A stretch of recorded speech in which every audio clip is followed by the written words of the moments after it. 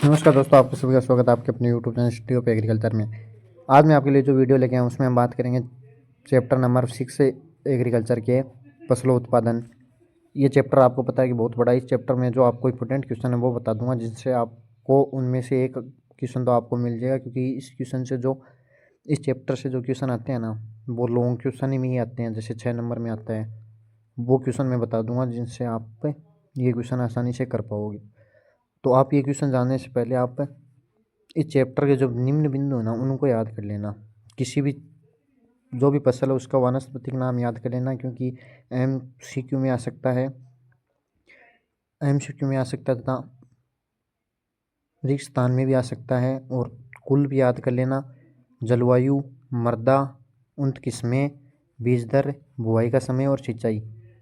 ये जो 5 या 7 जो पॉइंट है ना, ये तो आपको कन्फर्म याद करने हैं। तथा ये कोई भी फसल हो, चाहे वो दलहनी हो, ऐदलनी हो, अनाज वाली हो, चाहे ऑयल सीड वाली फसल हो, सभी के आपको ये पॉइंट तो आपको कन्फर्म याद करना है। क्योंकि ये जो पॉइंट है ना, ये आपको MCQ में हो या रिक्त स्थान हो या वन लाइनर क्वेश्चन में हो, ये आपको पूछे जा सकते हैं। ये पॉइंट हैं वो हर बार एग्जाम में पूछे जाते हैं। जैसे किसी भी फसल का आ गया, जैसे सरसों का आ गया कि आपको दे दिया कि सरसों का फसल का कुल है या वैज्ञानिक वानस्पतिक नाम है उनके बारे में। तो आप ये पॉइंट आप ध्यान से याद कर लेना। अपना अगला जो नेक्स्ट क्वेश्चन है वो है अपनी विभिन्न फसलें।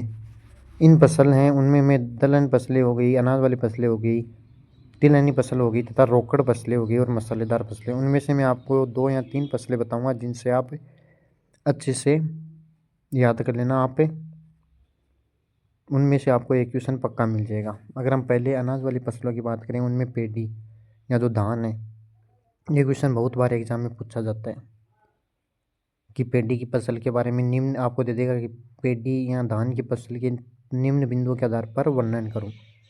जैसे जलवायु दे दिया, बीज दर दे दी, उन्नत किस्में दे दी, या आपको मृदा दे दी। अगर ये क्वेश्चन आपके आ गया तो आप ये तो पक्का लिखना, कुल और वानस्पतिक नाम। अगर पेडी के बारे में आए या मक्का के बारे में या बाजरा के बारे में, ये चीज़ तो आपको पहले लिख देनी है कि कुल और वानस्पतिक नाम। मक्का, इसमें दूसरा जो है मक्का याद कर लेना, बाजरा कर लेना और गेहूँ। मक्का है वो बहुत बार एग्जाम में ये भी पूछा गया है, बाजरा, क्योंकि आपको पता है राजस्थान की जो मुख्य अनाज वाली फसल है वो बाजरा और गेहूँ है। तो आपको बाजरा और गेहूँ के बारे में तो पक्का याद होना चाहिए। जो अपना दूसरा है दलहनी फसलें, इसमें आप मूंग, मोट और चना याद कर लेना, क्योंकि ये तीनों फसलें हैं। ये दलहनी फसल अपने राजस्थान के लिए महत्वपूर्ण है, इसलिए आपको सबसे ज़्यादा बोई जाने वाली फसलें ये पक्का याद कर लेना, क्योंकि एग्जामिनर अपने राजस्थान को ध्यान में रखते हुए ही क्वेश्चन पेपर बनाता है। तीसरा है ऑयल क्रॉप या तिलहनी फसलें। इसमें सरसों, क्योंकि आपको पता है कि जो अपने राजस्थान की सबसे महत्वपूर्ण जो तिलहनी फसल है ना, वो सरसों ही है, क्योंकि सबसे अधिक जो उत्पादन होता है वो सरसों का ही होता है। दूसरा है मूंगफली, मूंगफली को भी याद कर लेना। तिल भी, सोयाबीन, ये 4 हैं। ये तिलहनी फसल हैं। ऊपर वाली 3 हैं, सॉरी ये नीचे वाली 4 हैं, ये ऑयल सीड क्रॉप हैं। इनको याद कर लेना। तिलहनी फसलें में से 3 तिलहनी फसल ये याद कर लेना, और अनाज वाली फसल ये 4 हैं, ये याद कर लेना। अगली है रोकड़ फसलें, जिनका हम उत्पादन करते ही खेत में बेचते हैं। इसमें आप शुगर केन, गन्ना याद कर लेना, आलू याद कर लेना और गंवार, क्योंकि आपको पता है कि राजस्थान के लिए जब सबसे महत्वपूर्ण है वह गन्ना, सॉरी गंवार, क्योंकि राजस्थान में सर्वाधिक खेती गंवार की होती है। तो ये गंवार सबसे इम्पोर्टेंट है, ये आने के चांस बहुत बार आता है एग्जाम में। अगला है मसालेदार फसलें।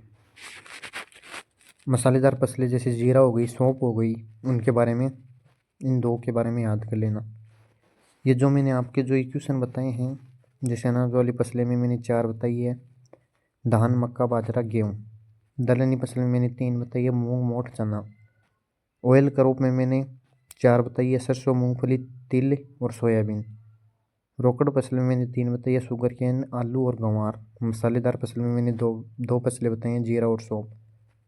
अगर आप इनमें से भी ये भी सारी याद कर लेते हैं तो आपको और याद नहीं करनी पड़ेगी, जिससे आपको आसानी होगी सिलेबस कंप्लीट करने में। अगला जो अपना क्वेश्चन है वो है फसलों के उपनाम। जैसे किस फसल को कि उनके अलग नाम से जाना जाता है।